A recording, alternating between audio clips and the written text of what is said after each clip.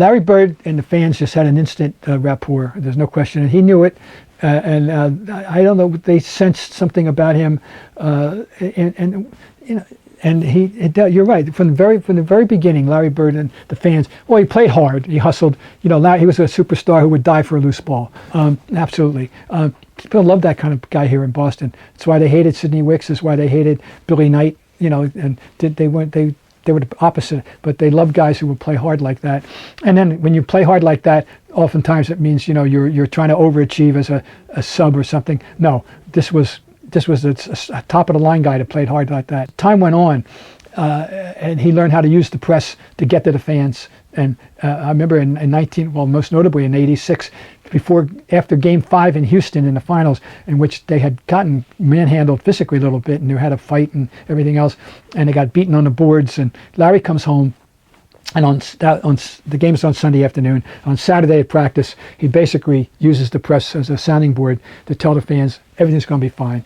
I'm going to take care of matters. Everything's going to be great.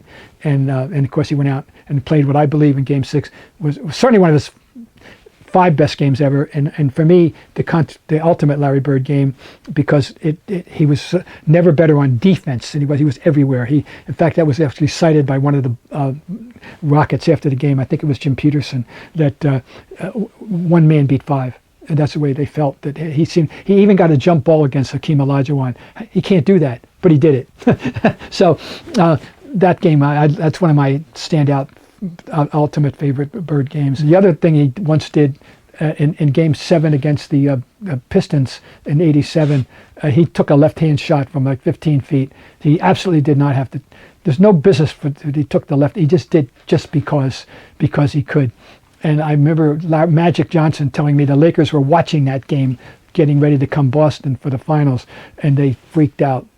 Larry's audacity to take that left-hand shot when he didn't have to do it. You hear these stories. Some of the stuff about Larry, I think, is apocryphal, but I know that I know a couple that aren't. You know, I know the one that, for example, that he ran by Frank Layden in Utah when he's busy trashing the Jazz one night. He said, "Frank, don't you have anybody who can guard me?" and he used to banter with the Knicks bench too, and once called a banked three-pointer against the Knicks. Nobody does that.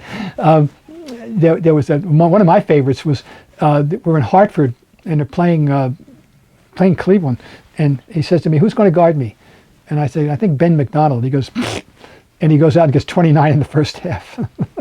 Larry grew up in a I don't want to say shelter, but certainly wasn't a boastful environment. I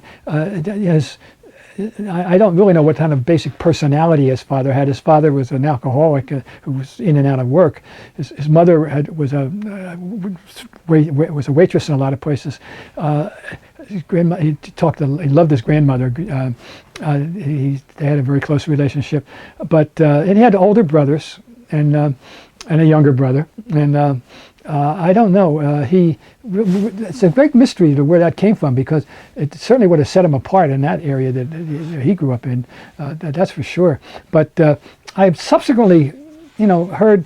Only recently did I see a thing on X, Twitter, people claiming that he had been that way in high school.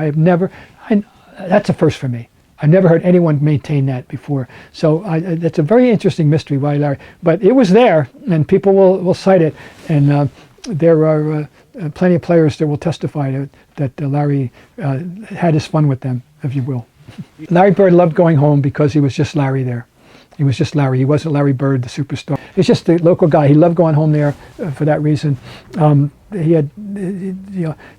was just fun. The thing about Larry that people don't know, that I learned having stayed at the house for a week when I was doing the book.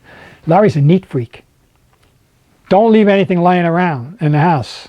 Now, interesting, connect that with Havlicek. John Havlicek was so meticulous, hanging socks on a hanger. Well, Larry Bird, his house looked like the generals coming to respect their house. He was comfortable there. Remember, it's an unpretentious area. God knows it was anything but. And it was an area where people felt they were being looked down upon by the rest of the state.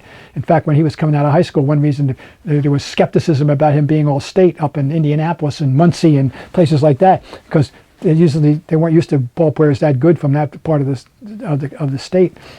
But Larry was different. So, but he was just totally comfortable in that environment of French Lick, West Baden, and that's where he was comfortable.